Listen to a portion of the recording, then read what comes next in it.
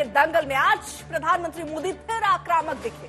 प्रधानमंत्री मोदी दिल्ली में रोहिणी की एक रैली में पहुंचे। आम आदमी पार्टी के सारे कामकाज का आज हिसाब किया। भ्रष्टाचार से लेकर काम करने के तौर तरीके पर संगीन आरोप लगाए। प्रधानमंत्री के बयान पर सफाई देने के लिए केजरीवाल ने भी मोर्चा खोला और अपनी सरकार की पीठ थपथपाई और बीजेपी केंद्र पर पलटवार किया। इस बीच रमेश बिधूड़ी भी अपने दिए विवादित बयान पर सियासी बवाल के बाद ठंडे पड़ गए। आखिरकार उन्हें समझ में आ गया कि उनसे बड़ी गलती हो गई। शाम होते होते उन्होंने प्रियंका गांधी पर दिए बयान के लिए खेद जता दिया। लेकिन दिल्ली में इस बार त्रिकोणीय मुकाबला दिलचस्प होने वाला है। केजरीवाल के सामने अपनी सरकार फिर से बनाने की चुनौती है। वहीं बीजेपी को 1998 से सत्ता से दूर होने का मलाल है, जिसे इस बार सत्ता में आकर सत्ता के सूखे को दूर करना चाहती है। वहीं शीला दीक्षित की सत्ता के बाद कांग्रेस भी सत्ता सुख अपने दम पर नहीं ले सकी है।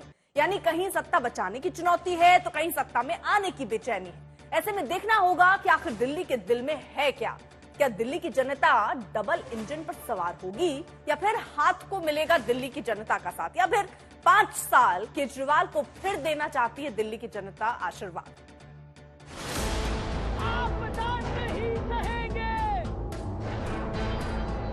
आपदा नहीं सहेंगे, बदल के रहेंगे।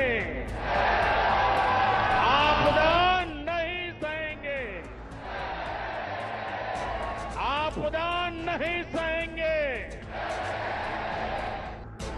पीएम मोदी ने यलगार कर दिया है। आम आदमी पार्टी के खिलाफ दिल्ली में हुंकार भर दी है। रोहिणी के जापानी पार्क में आम आदमी पार्टी की दिल्ली की सत्ता से विदाई का टिकट काट दिया है। दिल्ली में एक ही आवाज गूंज रही है, आपदा नहीं सहेंगे, बदल के रहेंगे। आपदा नहीं सहेंगे, आपदा नहीं सहेंगे।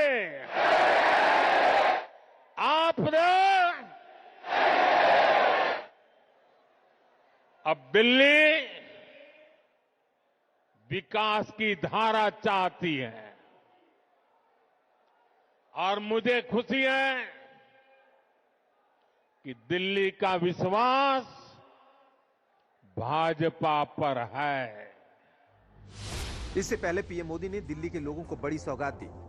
दिल्ली मेट्रो चरण 4 के अंतर्गत जनकपुरी और कृष्णा पार्क के बीच करीब 1200 करोड़ रुपए की लागत वाले 2.8 किलोमीटर लंबे हिस्से का उद्घाटन किया। प्रधानमंत्री ने दिल्ली मेट्रो चरण 4 के 26.5 किलोमीटर लंबे रिठाला कुंडली खंड की आधारशिला भी रखी, जिसकी लागत करीब 6,230 करोड़ रुपए होगी। पीएम मोदी ने साहिबाबाद और न्यू अशोकनगर के बीच दिल्ली गाजियाबाद मेरठ नमो भारत कॉरिडोर के 13 किलोमीटर लंबे हिस्से का भी उद्घाटन किया। दिल्ली में विकास की लकीर खींचने के बाद पीएम मोदी ने चुनाव की तारीखों के ऐलान से पहले चुनावी चैप्टर के पुराने पन्ने खोल दिए। ये झूठा आरोप लगाते हैं कि केंद्र सरकार उन्हें काम नहीं करने देती, केंद्र सरकार उन्हें पैसे नहीं देती।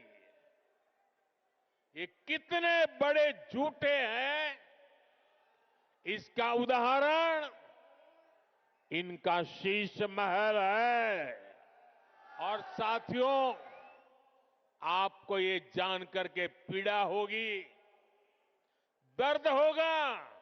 अरे पूरे देश के लोग चौंक जाएंगे जब दिल्ली के लोग कोरोना से जूझ रहे थे, जब दिल्ली के लोग ऑक्सीजन और दवाओं के लिए भटक रहे थे, तब इन लोगों का पूरा फोकस अपना शीश महल बनवाने में था। इन भारी भरकम हमले का जवाब देने आम आदमी पार्टी के संयोजक अरविंद केजरीवाल खुद आए। जो लोग ये आरोप लगाते हैं कि आम आदमी पार्टी लड़ती बहुत है, ये आज के उद्घाटन उन लोगों को जवाब है इस बात का कि आम आदमी पार्टी केवल और केवल दिल्ली के लोगों के लिए काम करती है। हमारे ऊपर इतने अत्याचार किए, इतना हम लोगों को तंग परेशान किया, हमारी पार्टी पे अत्याचार किए। हम सब लोग अभी अगस्त सितंबर में जेल से छूट के आए हैं। लेकिन हमने अपने ऊपर हुए अत्याचार को मुद्दा नहीं बनाया। अपने ऊपर हुए अत्याचार को अगर हम दिल पे ले लेते तो ये दिल्ली मेट्रो की आज लाइन नहीं बनती, आज ये उद्घाटन नहीं होता। चुनावी जंग के बीच पोस्टर भी दिल्ली चुनाव में वार पलटवार का हथियार बन गया है। दिल्ली के दिल में मोदी वाला नया पोस्टर बीजेपी ने जारी किया। फिर पार्टी नेता आरपी सिंह ने भी आपके पोस्टर के जवाब में एक पोस्टर पोस्ट किया। वहीं आम आदमी पार्टी ने बीजेपी पर तंज कसते हुए पूछा कि दिल्ली का दूल्हा कौन। दिल्ली चुनाव में चुनावी स्कोर हासिल करने की रेस के बीच कालकाजी से बीजेपी उम्मीदवार रमेश बिधूड़ी ने बयानों का बम फोड़ दिया। कालकाजी भी सुधार कैंप के सामने वाली, बराबर वाली, अंदर वाली सारी की सारी सड़कें प्रियंका गांधी के गाल जैसे जरूर बना देंगे। लालू ने कहा था बिहार में कि बिहार की सड़कों को मैं हेमा मालिनी जी के गालों जैसे बना दूंगा।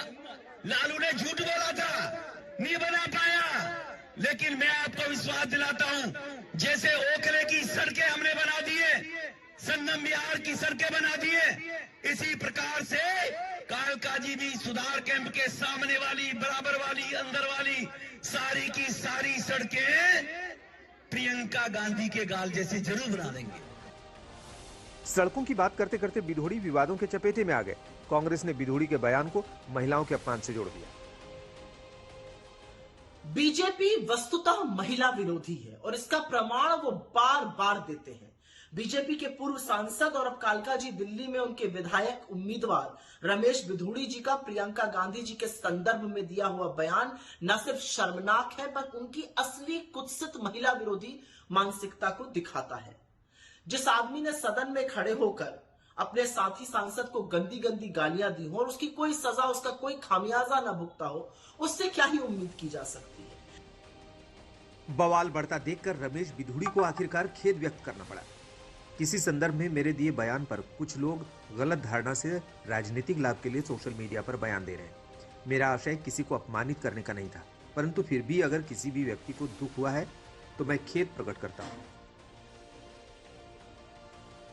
यानी बयानों और चुनाव प्रचार के स्टाइल को देखें तो सभी अपने अपने हिसाब से सियासी गोटियां बिछा रहे हैं। इससे दिल्ली के चुनाव में घमासान बढ़ने वाला है। आज तक ब्यूरो।